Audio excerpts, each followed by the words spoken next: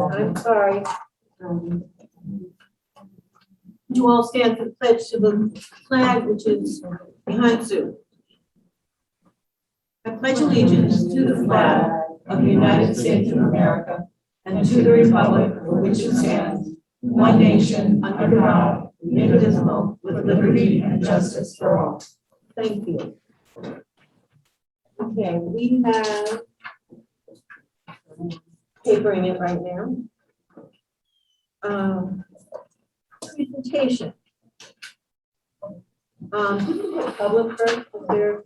I guess there's no public, unless Teresa, you're the only public. Actually, Oh, okay, I'm so sorry. we have the presentation. Gotcha. Board recognition and public comment. So, we have a presentation.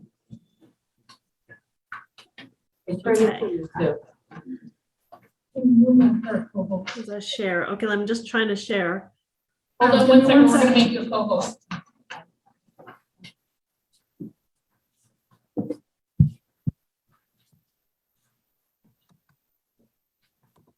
It's not letting me share the presentation. It should now.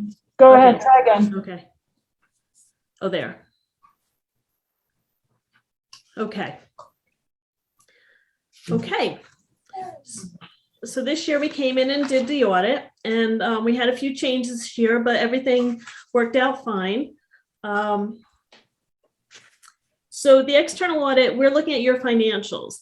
There's a couple parts of the financial. The first part is our opinion, which we're trying to tell the presentation if it's a fair presentation. If somebody was to look at the financials, would they be misled? Then you have your MD&A, which management has done for you, and make sure you look at that because there's a lot of comparisons they've done. And then there's the financial statements themselves. So the first part of the financials is where there is the long-term debt is put in, and then the next part is the fund financials. And then of course the notes, and then there's schedules in the back. We're looking at to make sure that your internal controls, we can rely on those. We interview, then we go and test them. And we also can make sure that you're complying with laws and regulations. We look to make sure you're doing the proper bidding, making sure that you're following the laws that general municipal law and state ed laws. If you needed a single audit, we would look at that, but you don't have federal funds over 750,000, so we didn't have to do that this year. And then, like I said, we give an opinion on the financials. This year, the COVID didn't really affect us doing the audit that much because you were pretty much back in the swing of things. In some ways, it might even make it easier because a lot of the things are online and can be sent to us, so we didn't even have to go there as much. The prior year, you did have 20% taken out of the state aid. You did receive that money, and then that gets paid out to the districts. But this year, there were no withholdings like that. And a lot, the districts, they had to worry about the COVID federal aid, and that caused a lot of them to have single audits. But since they get that, you don't. So we didn't have to worry about that. The big change this year in the financial statements is GASB 84. We had to implement this, and what it's doing is trying to determine the things that are in trust and agency, whether you have a physical control over the assets or if the administration control over the assets. And if you do have that, then it has to now be in the governmental funds. So with you, now you have a miscellaneous special revenue fund, and the extra classroom funds, those are now in your in the special revenue fund.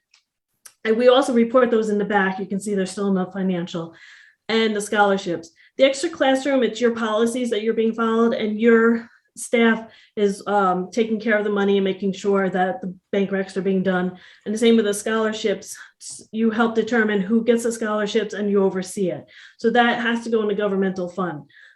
The payroll liabilities, now they have to follow where the money is going through. So that was put into the general fund. So it'd be things like that were due to the IRS, due to TRS, that all goes into general. You also have the workers' comp trust. That stays in the fiduciary fund. It's a private purpose trust. Because it is an actual trust, that's where it has to stay. if we look at the general fund, you can see the total expenditures and revenues, they've been pretty consistent. There's no big spikes. You have, it's been, if you go along from 2017 to through 2021, they've been pretty even, which is good. This next schedule is your revenues over expenditures for the last several years. You can see in 2019, it was a little bit higher, but it's been consistent, which shows exactly the other one. You're keeping within your budget as much as you can. You as a BOCES, it's very hard because you never know what's going to happen during the year. You might have more people in a program than you expected. You might have less people. So it's very hard. You're constantly moving targets. So this next schedule, this shows the same thing. That's really the return to surplus. So you can see that it has been pretty consistent. The percentage has been from 11 up to 15. It was down to 14. But your billings, you can see that really went down this last year. And that was due to COVID. You had a lot less students in some of the programs. The schools, just, it depended what they were, what they might have signed up for, they may not have been able to do. Okay, so special aid. I mentioned about the federal aid. Through the years, the last 10 years, you have dropped significantly how much aid that you've gotten. And you can still see it still going down. That's just based on the grants that you had. You used to have a lot more federal funds than you do now. That just depends on what programs you're running. And so it just so you can kind of see, without as much aid, it's harder to run some of the programs. So you've had to finance those other ways. So just so you can see. General fund, it increased 100,000 over the year, which is basically in your reserves. We did have to restate fund balance because of GASB 84. Actually, GASB 84 didn't have to reclass, that just got moved over to the special revenue. But the state they went over the SA 111, how they wanted all the BOCES to report things. So they made some changes and they decided that you could not have a fund balance in a general fund.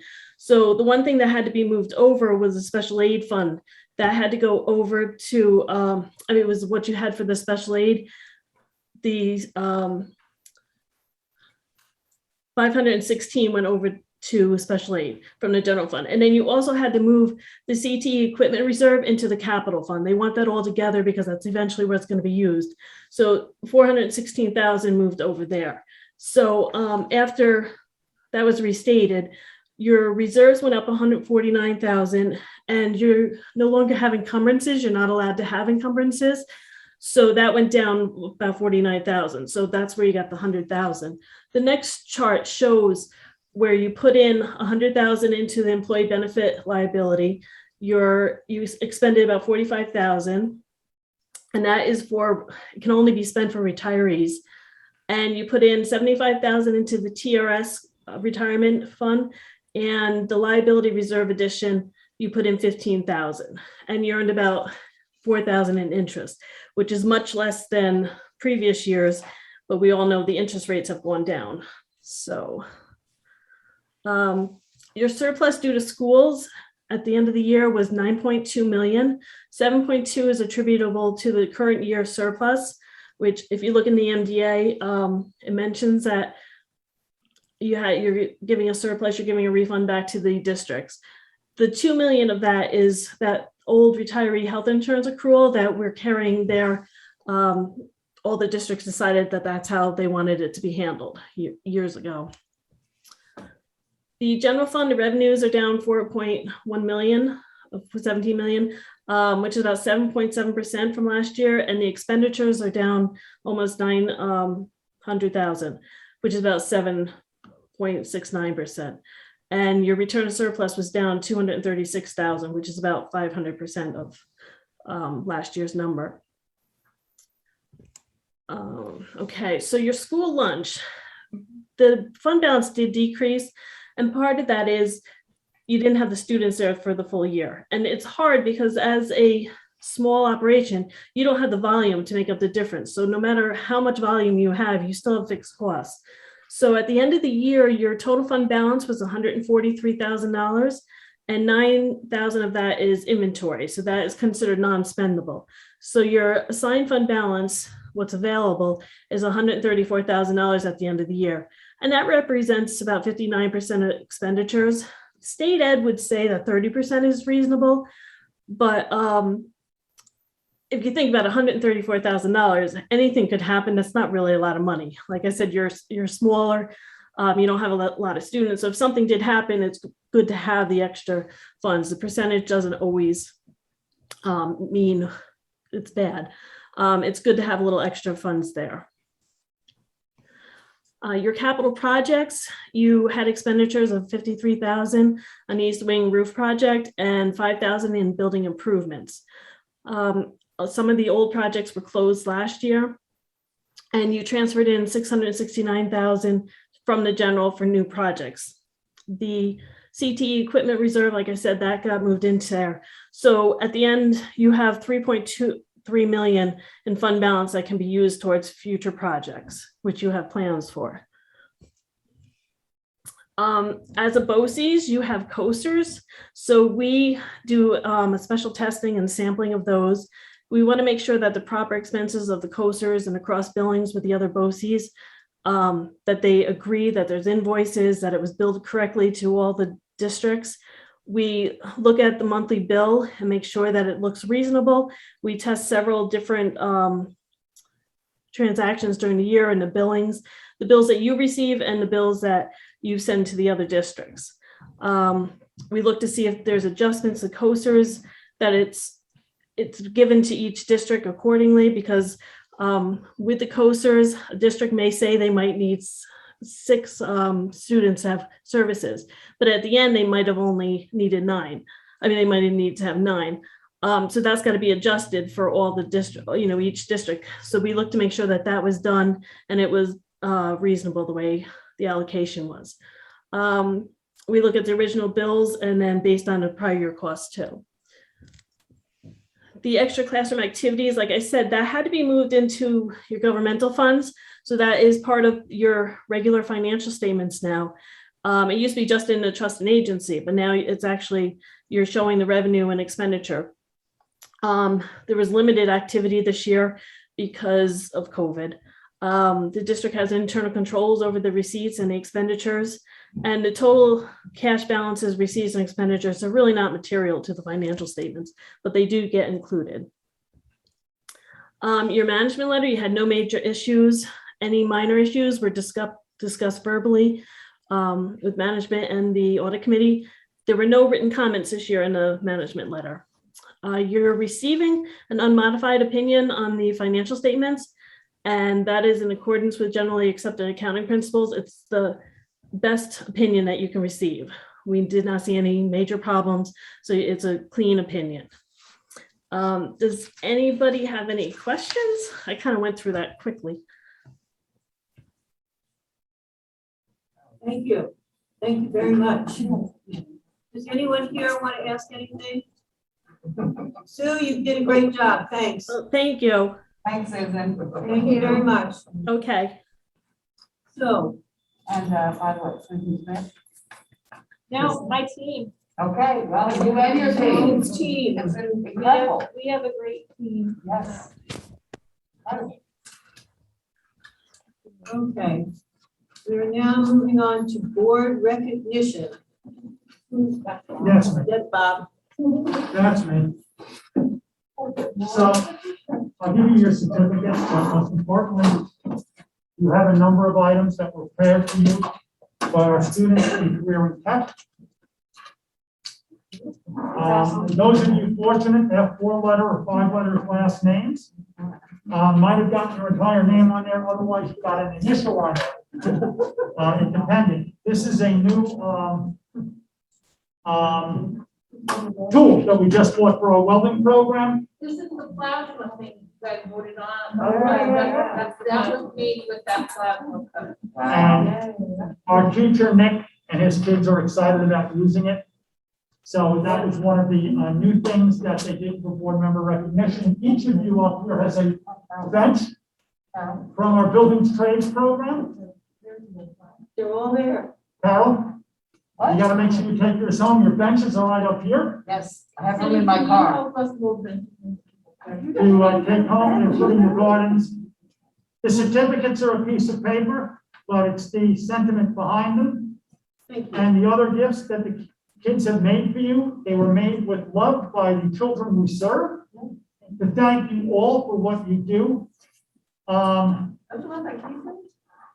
If school administrators are hidden in offices and people don't fully understand what it is we do, they'll never understand what a board does. Because the boards are often not seen. They meet in the evening when everyone else is home. They devote their time to make sure our kids have, and that's the most important thing. Everything that you do, everything that we do is for the kids. We couldn't do our jobs if it wasn't for your continued support on a daily basis. From the bottom of our hearts, and more importantly, from the bottom of our students' hearts. They made these gifts for you with pride. I believe they tried to, Let me tell you a few things about the gifts. Most of you, the innovative design projects came from the kids from your districts, specifically. So one that I have to make special note of, who is the star of the innovative design class, is Mikey Frank, who is Jennifer's son. And his teacher could not say enough good things about him. He is an architect in the making, and we want you to know that that particular picture is an evolution of him saying, I can't draw, to him getting a project in an outside, real-life architectural activity. And he wants you to know that that's his Can you show us, Tony? It would be Tony. expression. Tony's got it. He went from just drawing a box to drawing a character. But more importantly, when he got onto the computer, the teacher said that he just blossomed. Wow. So amazing stories behind these gifts that they gave you. No, I'm not. And I will tell you, I was in here earlier and Gene had put these out and he came in here. I had, you could just see the joy. Oh, it was, yeah. He loves what he does. And the And when he gets pumpkins out of the with kids. the little bags, these are the beginnings of the innovative design eventual cartoon characters that they're going to be making. And in May, I've invited him to come back and show, and the kids to come back and show you these characters on the computer. And this was the A+ project of the class, and she's going to be designing that in the computer to make a 3D walking, functioning version of each of these characters. So are we're these very the excited to show. claymation ones they're doing? Yes, Yeah. they're gonna be claymation and then eventually computer, and they're going to do a presentation to show you how they went from your little So pumpkins cute. to full-fledged characters. Gene, might we get you to send us out who to send a Absolutely, thank I you will note send you a to? list of If you could. Yes, and your main kids were baked by the kids from your each particular district, unless if there was a kid that didn't come from your district, another kid baked for you, but in many cases, they're specifically from the kid from your district, and they put their own little labels on for you and smiley faces and all that kind of stuff. So this is Gene really is the one personal. who cajoles and works with the teachers to make sure they meet the deadline. Yes. And that's how Gene has the backstory and everything that I comes. think they did an amazing And job. these are some of my favorites. These are for my daughter-in-law's class. Yes, The yes. painted. And let's I love point it. out your grandson, And this who is was my also in the grandson. innovative design class and did an amazing job as well. Also said, I can't draw, and came up with that. So really And learning What and, I'm gonna do is on main campus, I now keep an office and the office is kind of naked. So all of this is going back to the office. Yeah. So that when the kids come by, they can see. yeah, they wanted to make sure Not that a Bob bad and idea. Susan had one as well. So These, And I'm gonna hang these on the bulletin board in my office now. these are just, I mean, they're I fantastic. have one was done by a senior who is an arts person. And it's Oh my magnificent. God. Yeah, They did a great job. yeah, it really is. So, but they do this for you. They say thank you. They hope you appreciate it. And most importantly, we all thank you. Okay, thank you. I love my little nuts and bolts. The little Yeah, nuts those and are bolts from last year. Yes, I love that thing. All right, folks. We are now moving into public comments. Lisa, you're the whole public. Comment? I have no comments. I'm glad you attended that. Consent agenda. Okay, the consent agenda has a variety of things in it, and I'm not going to sit here and read them. But there are 2, 3, 4, 5, 6, 7, I think 7 things. Anything that begins with the C, 6 is part of the consent agenda. So I need a motion. Thank you, Carol. Thank you, Tony. All those in favor of adopting the consent agenda, please raise your hands so I can see them.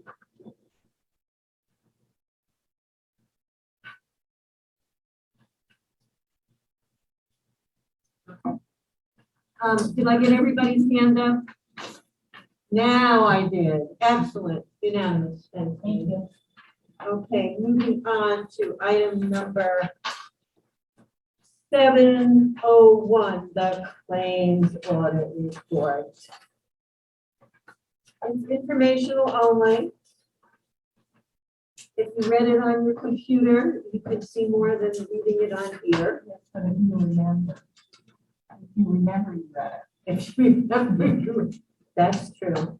Okay, it's informational, so if anybody has any questions that they remember from reading it. Okay, normally we have our computers, but tonight Jean was overwhelmed with stuff. Yes. Okay, item 7.02, Treasurer's Report, July. It's an action item, so I need a motion, please. Linda, thank you. Cindy, thank you. Okay. Any questions on the financial matters, the Treasurer's Report? Okay, then I'd like to call for a vote. All those in favor, please raise your hand. Again, unanimous, thank you, Jean. 7.03, approval to establish a property loss reserve fund. And 2 is an action item. So if I might have a motion from someone, Anthony and Kathy, thank you. Now, this is an action item, so do we have any questions about it? Any comments on it? We never had this before. So we're establishing it, it's new. Yeah. And is there motivations behind this, like reasons why we're establishing it? Yes, if you recall, we proposed and the board approved the whole complete reserve plan, and we outlined all of the reserves we had, the rationale for them. We recently created the liability reserve, which Sue talked about in the audit presentation, and we needed that so we could move the workers' comp money over there because of GASB 84. And this property reserve is something, when we completed the reserve plan that previously, we didn't realize that the BOCES was eligible for, because we know that we're eligible for some and not others. So if we had a major property loss, we would be able to use this fund to offset any deductibles or repairs that the BOCES would need. So we think it's prudent to start this, just in case we have a property loss or a deductible that we need to cover. Okay. And it was all outlined in the reserve plan. And that's in addition to any insurance coverage. Correct. This would be stuff that would not be covered by insurance or something that the BOCES would be liable for under our terms. All right. Any other questions, folks? Okay, then let's take a vote. All those in favor, please by show of hands. Again, unanimous. Thank you, Jean. Okay, acceptance of the 2020-2021 external audit and corrective action plan that we just all listened to. I need a motion. Sue, thank you. Linda, thank you. Questions? Comments? Okay, let's take a vote. All those in favor of accepting the external audit, please by show of hands. Unanimous again, thank you very much. Question, this is the first year of a 3-year RFP? This is the first year of a 5-year RFP. Okay, I wasn't sure what it is. Good, thank you. Approval to reestablish the unemployment reserve fund. It's an action item, so I need a motion. Kathy, thank you. Anthony, thank you. Okay, discussion, questions. We've got the people here. Nobody has any comments or questions? Then I'd like to call for a vote. By show of hands, all those in favor? Again, unanimous. We are unanimous tonight. Okay, moving on to personnel matters. 8.01 personnel matters. This is an action item. If you would look at the second page of the personnel matters, the first one, Robert Leone on the top of the next page. You don't have one of these. I'm sorry. I can't give you mine. Stop. Oh, feel better. We have to change the tenure date. It was misprinted. It's 2025, not 2022. Okay, everybody's clear on that? This personnel matters. Yeah, it's on the next page, Carol. On the next page. I'll take that. Oh, Okay, we're going to take them as a single unit. It's an action item. So, Carol, are you making a motion? yes, I'll make motion and then we can talk about it. I just have a We'll talk question. about it after we have a motion on the floor. Thank you. Thank you, Sue. Okay, now's the conversation. Okay, it just seemed to me that there were a lot of resignations. I was just curious if there was any particular common reason why or what's going on. A lot of leaves of absence as well. Dominic Bellicillo took another position. I can speak to the other one. Go ahead. I can speak to the other one if you'd like. Go ahead. One left for another school district offer. One has an ill family member they need to take care of. Actually, two left for another position. One left for family member and one is leaving due to the requirement of the post. Okay. And this goes to the question Ken raised earlier that he's not here for. Like every other school district in the county, Yeah. like every other business in the county. That's the world. You're nodding, so you know exactly what I'm going to say. Nobody's coming in the door, and many people are going out the door. Everyone thought when the supplemental federal unemployment insurance expired, people would flood back into the job market. That did not happen. There are a myriad of reasons. Many people are just not returning to the workforce. For finding out. Through December of this year, there is a child care tax credit where families are getting $300 per child in a check sent to them each month. So that there is causing people not to return to work. There's no concern about putting food on the table. It's endemic. It's across all employers. I had a meeting with the superintendent via Zoom last week to a letter from cafeteria workers to certified teachers. We're all having the same problem. We had a meeting with Teresa today, and we discussed that at length with Teresa. If you look at the Democrat, several of our school districts, Monticello has 8 or 9 certificated openings for fully certified teachers that they cannot fill. It's a problem, and it's only getting worse. That goes to the email I sent you 2 weeks ago where I had to collapse 2 classes and put a freeze on accepting new students into some programs because we do not have the staff to meet the ratios. And right now, we're focusing on hiring our way out of the problem. But at the rate we're going, for every 4 we hire, we lose 2. So we're going to be behind the 8 ball. So this freeze could be in effect for quite some time. And the districts are aware of it. We can't accept any student with a 1-to-1 aid because we don't have anyone to serve as a 1-to-1 aid. We're telling districts, if you have a kid and we have an opening and they need a 1-to-1 aid, you need to send the 1-to-1 aid with the child. The person on the bus them up here, we'll supervise them for the day and bus them home. It's very problematic. Jen, do you want to talk a little bit to what we're doing? Sure. So we are actively recruiting. There's, every day we go to applications, we go to Indeed. We've been sponsoring some ads on Indeed that we didn't do before. We're actually sponsoring to go statewide and into New York City. I know it sounds crazy. We get a lot of applicants that just push a button and I've applied for a job and I go, oh, I don't realize in Sullivan County. But we have had 2 hires. One of them was our school lunch manager that we hired at the last board meeting. He saw our ad on Indeed, so it does work. There's a lot of feeding through applications. We have them printed out on a daily basis from someone here in this office. They get sent to prospective principals or the director to weed them out. I know that I spoke to Ms. Becker today. She said about 50% of the interviews that she sets up do not show up. And these are just these are Zoom interviews. These are not even in person. 50% are not even showing up on computer. So challenge. We're doing the best we can do. Linda, you want to comment on this from the private sector? We're experiencing exactly the same thing. I was at the Chamber Board of Directors meeting this morning.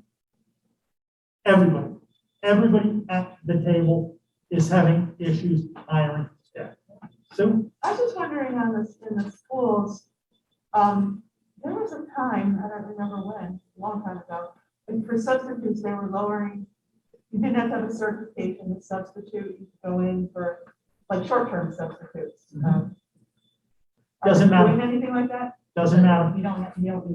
We don't have a single sub to call. The minute we hire a sub, they wind up covering for a leave replacement. Right, I mean, usually this time of year, we have most of our positions filled for aides. Occasionally, we're normally need a couple more teachers, knock on wood. We're pretty good with that. We do need some behavior specialists, but right now, we're usually looking to fill the sub pool. There is no sub pool. We need, from collapsing the 2 classes that we did, we need 4 aides in White Sulphur, another 2 to 3 at our PEC, and when we're back to full capacity, we need 11 to 12 right now. With the 50% no-show rate on Zoom interviews. Fallsburg just increased their daily sub rate for a certified teacher, I think, to $180 a day. Wow. I'm not kidding. And they're still pressing for subs. Wow. I was gonna say. Right? It's a problem, and it's not us, it's everyone. Wow. The districts wanted us to start a sub-coast. We said, no, we don't want your money so you can pass your problem on to us. And Susan and I told them, what makes you think we can do what you can't? You're paying your people more money than we do, and you can't fill your sub-coast. Good. Okay, any further? How much of this is COVID related, vaccination related? None of it. We lost 2 people because of vaccination. 2 employees have resigned because they don't want to subject. They don't want But to. that's it. That's good. That's it. And I'm going to report on that. Well, the Report on it. report on that. The option with the testing is if you want to do free testing and do it here, you're welcome to do so. If they don't want to do that, they can submit a negative test to us legally at their own expense. We haven't heard of it. I know. I've Sorry. been trying, but if there's no further questions, all those in favor, please raise your hand. We are voting on the personnel right now. Unanimous, my dear. Thank you. Okay. Coming round, administrative reports. So the only thing I want to touch on is, as you know, a few days before school opened, actually the Friday before Labor Day weekend, our governor indicated that the New York State Department of Health would issue a COVID testing mandate for public schools. It was a 3-page document, and that was pretty much all we got from the state of New York, and it was effective immediately. Enforcement, I think the fines are up to $1,000 a day for non-compliance for some, $1,000 a day or $1,000 a week, but the enforcement agent is the local public health department. Our local public health department had been charged in May when they received $2.4 million from the CDC through the state to institute testing protocols for schools, which they had not yet done. Because they had nothing in place to help the schools, I was able to get a commitment from the Director of Public Health that she would not take any enforcement action against any district who was consciously working towards the goal of meeting the mandate.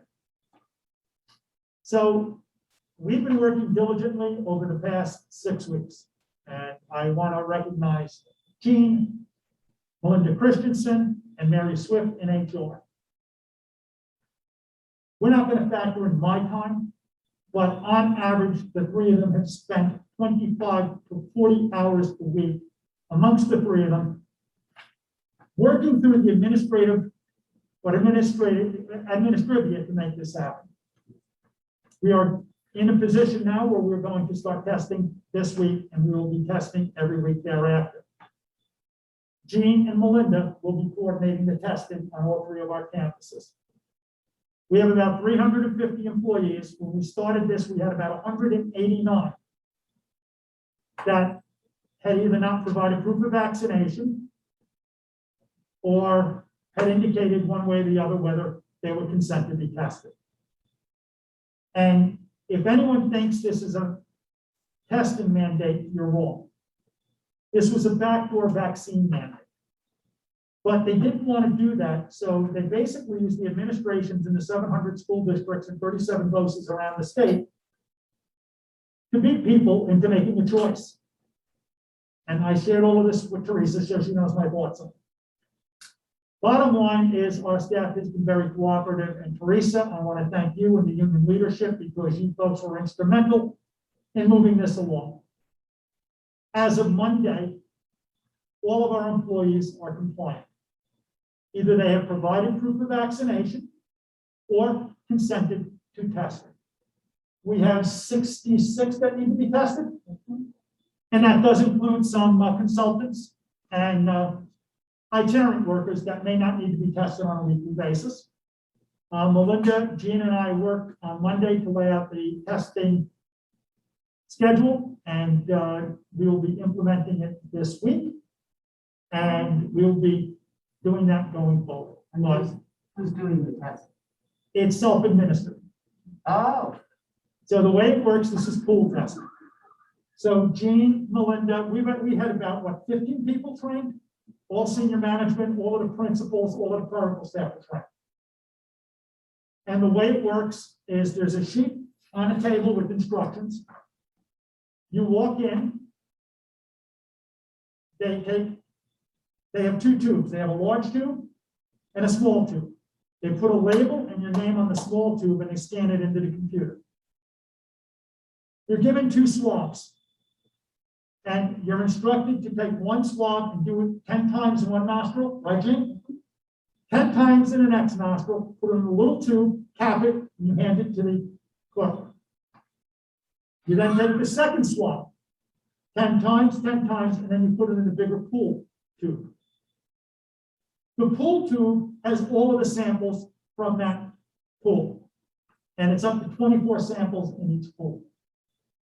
It's shipped off to the lab, and they test the pool tube first. And if there's no COVID in the pool tube, then they move on to the next pool.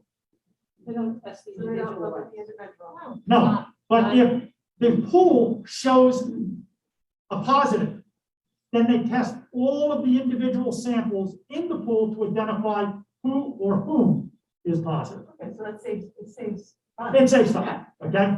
How long does this take? See, this is coming from a medical person. This is not gonna make sense. It's a 3 to 4 day turnaround. This is a testing mandate, not a results Okay. mandate. That's it. That's what you have to remember. It's a testing mandate. It says nothing in the 3 pages about when results are due. so, and when do you get the results? 3 to 4 No, days. if you have 3 to 4 days.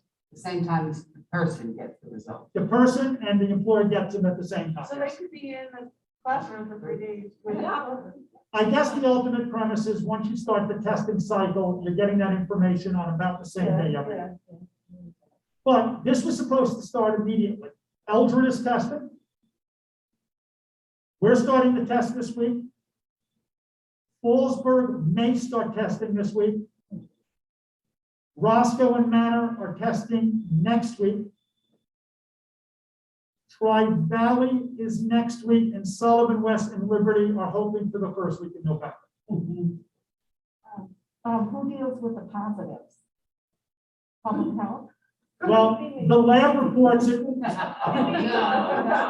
lab reports it to the state. Okay, so the lab reports it to the state.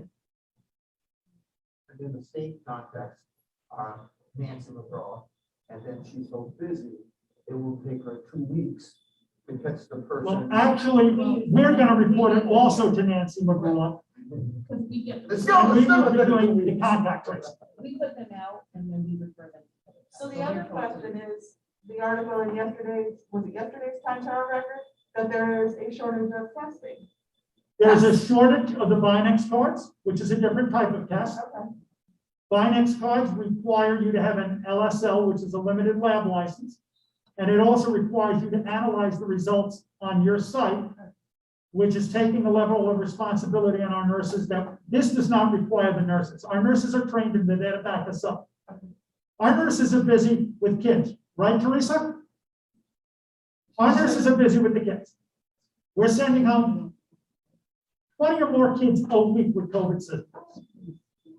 Because they're being tested too? Or No. just symptoms? Symptoms. And we're sending them with their parents to go and get tested. But they can't come back without. Right. So our nurses are too busy. This test was the least invasive. And once we did all of the back work, it, according to what Eldred told us, it kind of goes like clockwork once you get into the rhythm of doing it. The problem, get used to doing it. It only takes moments. Yeah, and they know what to do after the first And time. after the first couple of times, but you know what we're noticing? Since September 8th and now, a lot of people got vaccinated. What is this costing us to test? Nothing. The money is funded by Health and Human Services, Health, at the state, or- state and federal level. U.S. Department of Health and Human Services. Nobody pays for a COVID test. Not true. no, a lot of people are paying. One of our districts is working with a company that it goes through their private insurance, and if the private insurance does not pay it, it's $100 a test. But Or this if you is, do it yourself, you can do it. then you pay. Home tests are not accepted. Oh, no, you don't accept them? No, the home tests are not approved, FDA approved yet. That's why Europe is testing. Europe has approved home tests. You can go to your local drugstore and buy a pack of home tests to test yourself every day. United States hasn't approved it yet. We're waiting. We're waiting for it. Once the FDA approves it, we'll accept it too. And our staff was given a choice. Provide proof of vaccination, use the testing service we arranged, or they could go out on their own and, you know, if there was a cost over and above what their insurance would cover, they could get tested on their own, but they had to do that every week. And they have to present that negative result to us every week. So they're coming to you, they're not doing that, are they? Right now, they're all on board and doing it. And a lot of the people have one shot. So within 2 or 3 weeks, they won't need to be tested anymore. So some people went out and got tested, and as soon as their regime is done, they'll come off of us.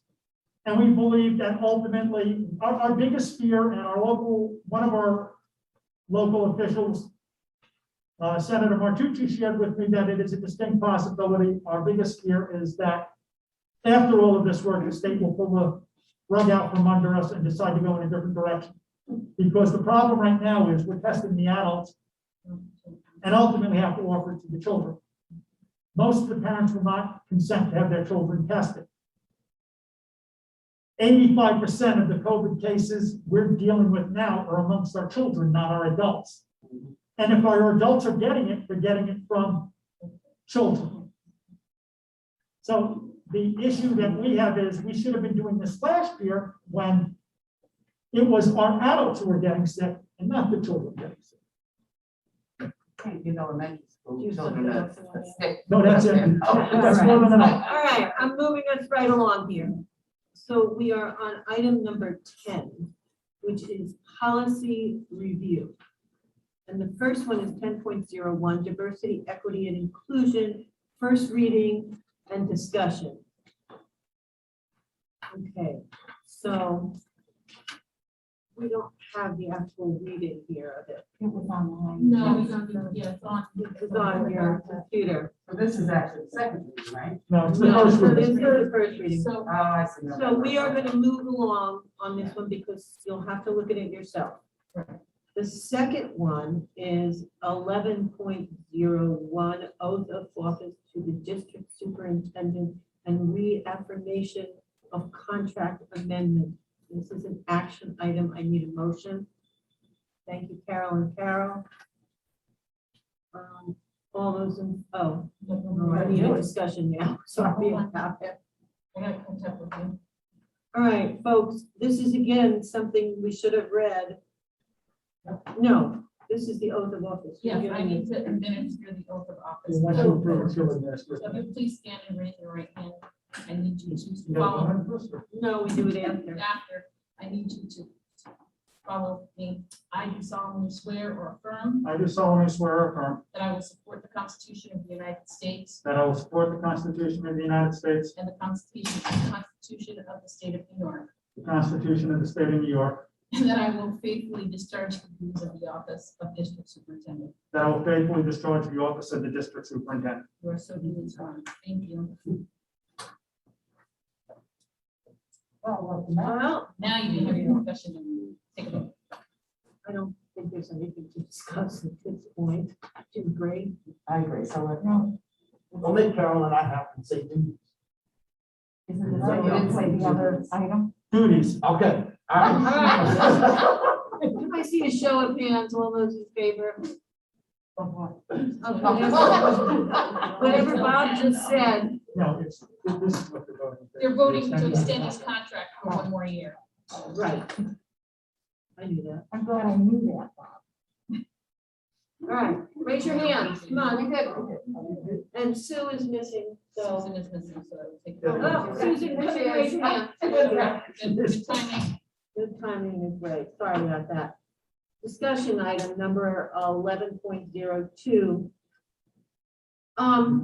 We raised this, we've asked, to try and get, I mean, Ken, Tony and I have kind of been working on some things, including evaluation. And one of the things that seems to be of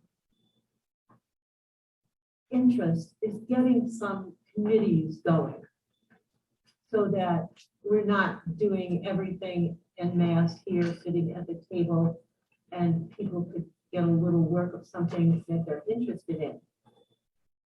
One of the committees, facilities, thank you. One of the committees, this has been Ken's baby, so I'm going to speak to it for a minute, is facilities.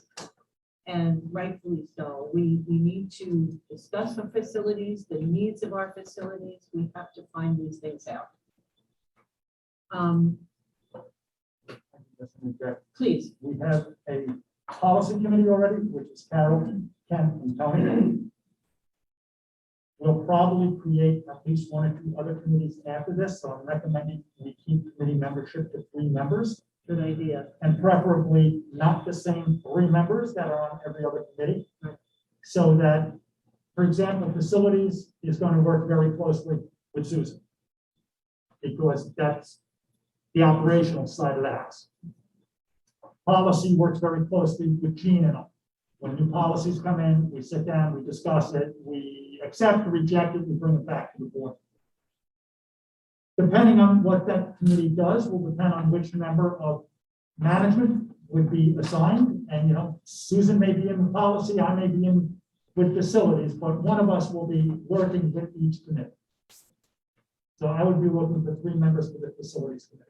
For anybody who feels they have some knowledge of facilities or, hello, okay, would you consider being on it? Okay. I that's also fine. remember we have an audit committee, which you're on. Yes, the audit committee as well, I'm sorry. Yeah, I'm on that, but. Would you? I Okay, think I- Sue, That would be something that I would do. anyone else? Then I've got 3. Do you want facilities too? Okay, so I've got Sue, Linda, Carol, and Anthony are all interested in it. Okay. Somebody want to, I got Tony on another.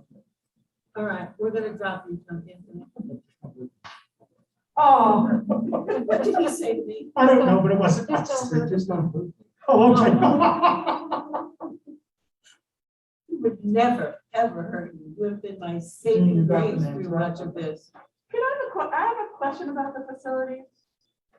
On the Monticello board, and a couple of us have done board service at the local level, we were required to inspect our buildings as a board.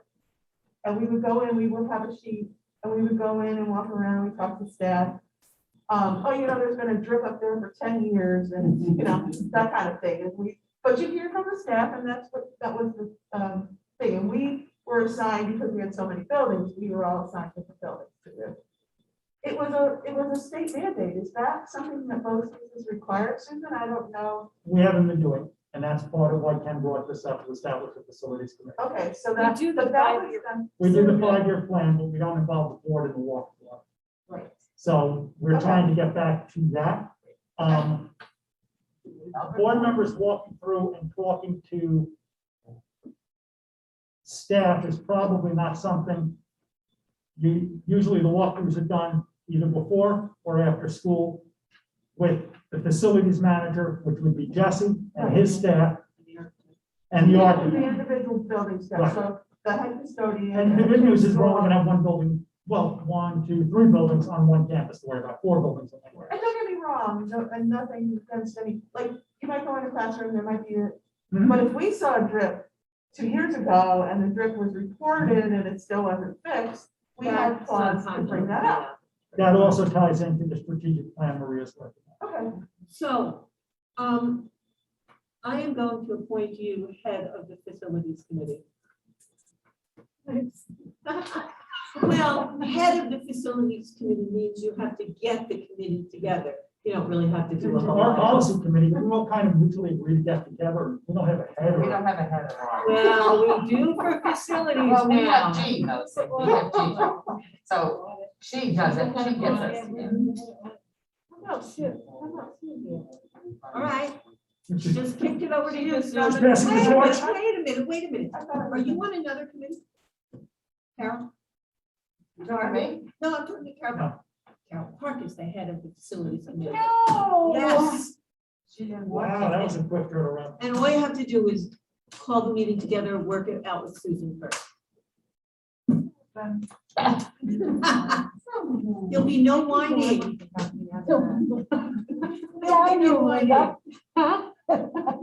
All right, so moving right along on the last side of the last page.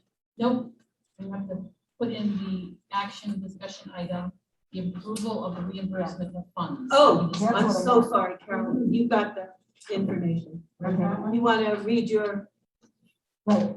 The Board of Education approves the one-time exception in reimbursing expenses for classroom supplies from the prior school year, 2020 to 2021, in the amount of $580 to the employee number 02099. I need a second. Thank you, Sue. We have to put any reason down? Why we're Excuse making, me? we don't have to put a No, reason down why we're no, making this exception? No, that's, We do that not. motion's acceptable. Okay. Done what we have to do. Now we have to vote. All those in favor, please raise your hand. It is unanimous. Thank you very much. Thank you, Jean, and thank you, Susan, for helping us put that, excuse me, that together. And now, pièce de résistance, board member comments.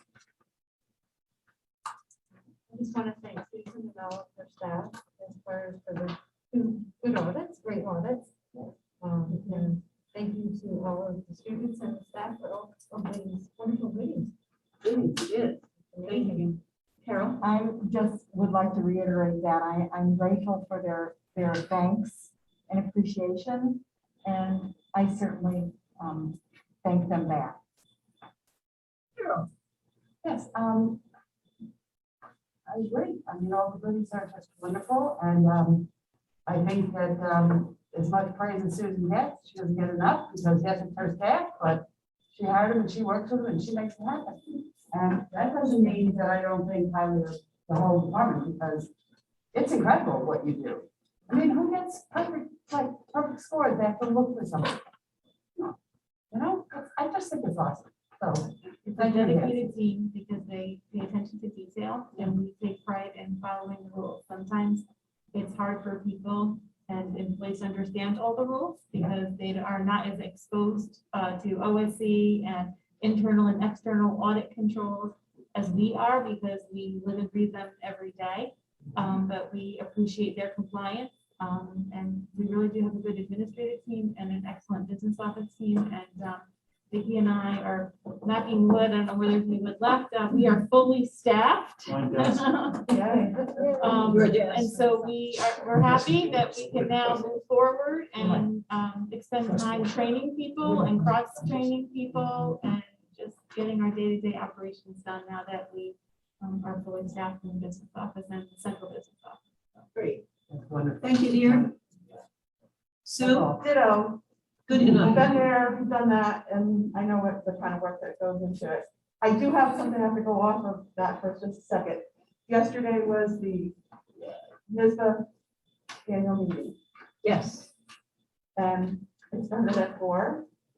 At about 10 to 7, I had to go off because I had technology issues. I think they were having technology issues. We got through most of the resolutions, which I got a summary of, and I could send it to everybody. That would be great. And then the resolutions are exactly that. They're proposals to bring to the legislative floor. But there's a lot of issues. One of the things about being virtual is there's not a lot of discussion, but interestingly, I thought some of the stuff would be more on vaccines and stuff like that. It wasn't. Virtual meetings were a hot topic. And it was very, I just wanted to bring this up because I thought it was really interesting. It was proposed by a Long Island school.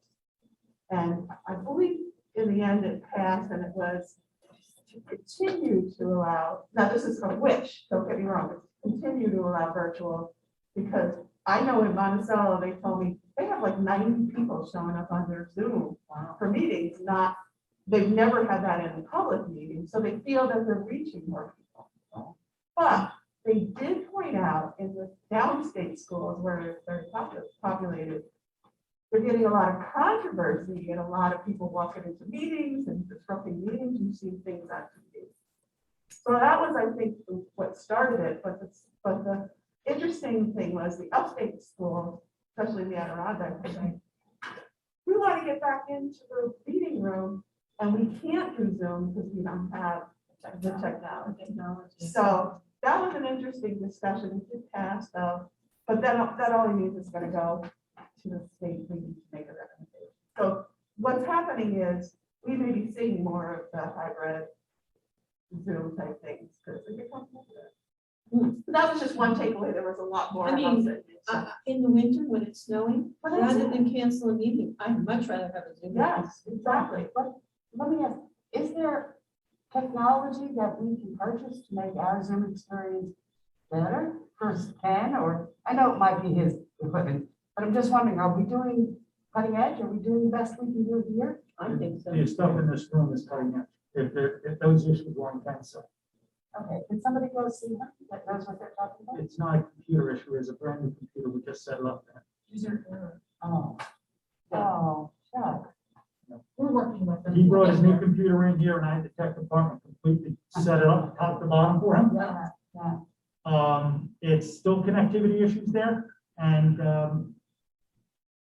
Okay, so it's a I have a get thought, he's probably gonna have to do something he doesn't want to do, but I think he's gonna need a set of external speakers. Yeah. Oh, that's a good idea. Or a headset. Oh. That's a nice one. That's it. And maybe we have one we can send up to him because Ken does wear hearing aids and if he's going off the computer audio alone, That's not good. it may not be enough, but if he has a headset on, we will hear him clearer and he will hear us clearer. So let's look at that. We'll see if we can do that. Well, because we already have the more the weather's gonna impact. I hate driving in the dark. when I'm at home, I have to have a headset in because it doesn't matter what I have, I know how to run my technology. The sound even from my laptop, you know, if I'm sitting at my conference table, you haven't been in my office, but I've got a setup similar to this in my office. The sound quality on that setup is phenomenal, and you've been in there, and we've done meetings in it, but when I'm on my laptop, I find myself Yeah, leaning into it, because it only can go so much. okay. Thanks for the answer. Thank you. It's also Timmy. a lot of background noise. Did you want to? Yes. Oh, no, but go ahead and roll stuff. And we're here with masks, and I understand that. Well, I only have a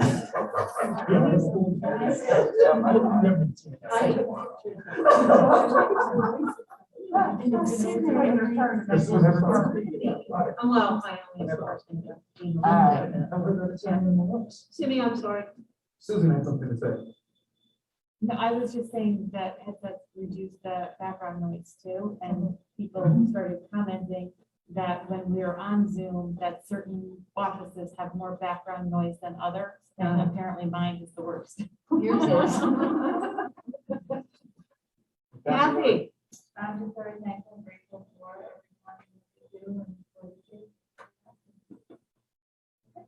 Can I hold up your book? Sure. Kathy wrote a book. Oh. 2 books. My second one will be published.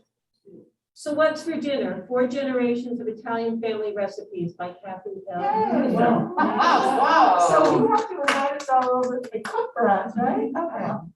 I browsed through it quickly. It's very I like lovely. to bring wine. And a great photo of you on the back. Oh, I like it. Come back. Come back. Anthony. I just want to echo the same things that everybody else is. The kids did a really nice job last year, and they actually surpassed it. Thank you. That's great. The soon, And I have one thing to say. What's that? the meeting ended yesterday at 25 after 8. That's it. Oh, it's 25 after 8. I went off at 10. Were you on? Yeah.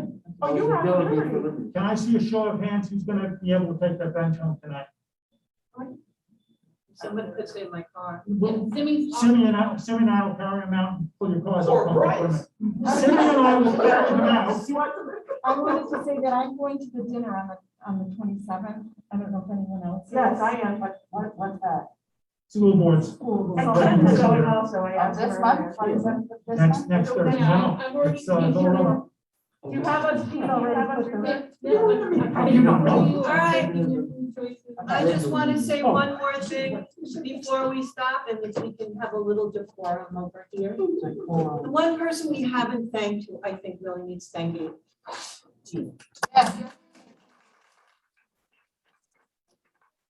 No, I'm going out. Thank you. Thank you for having it.